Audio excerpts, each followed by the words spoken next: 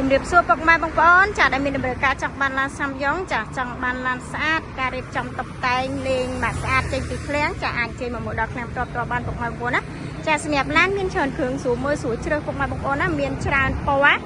ចាមានទាំង12កៅអីនិង15កៅអីមានពណ៌ខៀវពណ៌សពណ៌លឿងសក្បាត់អីទៅមាននៅឃ្លាំងហើយតាក់ទងជាមួយនឹងការរៀបចំគឺអូខេមួយកំ plei យកទៅគឺដឹងតែប្រើយកទៅគឺដឹងតែប្រកបអាជីវកម្មតែម្ដង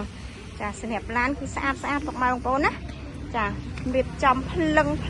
មកស្អាតមកអែមមិនឲ្យដោះចិត្តទេចាមកមើលដឹងត្រូវចាមិនដឹងត្រូវគ្រឿងណា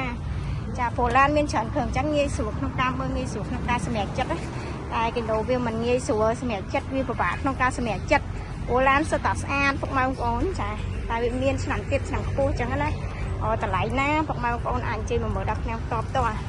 ចាមកដល់ឃ្លាំងតបតោះងាយស្រួលមើលងាយស្រួលជ្រើសពុកម៉ែបងប្អូនចាមានស្លាកលេខមួយដើមពីរដើមចាតាក់ទងជាមួយនឹងឡាននៃយើងគឺមានច្រើនពណ៌ច្រើនចាច្រើនជម្រើសជូនពុកម៉ែបងប្អូនជ្រើសឡានស្អាតចារៀបចំតុបតែងចេញពីឃ្លាំងគឺអូខេមួយកំ plei តែម្ដងចាយកទៅគឺដឹងតែប្រើចាយកទៅគឺដឹងតែប្រកបអាជីវកម្មឡានច្រើនចាឡានស្អាតចាប់បានចេញមើលផ្ទាល់បាន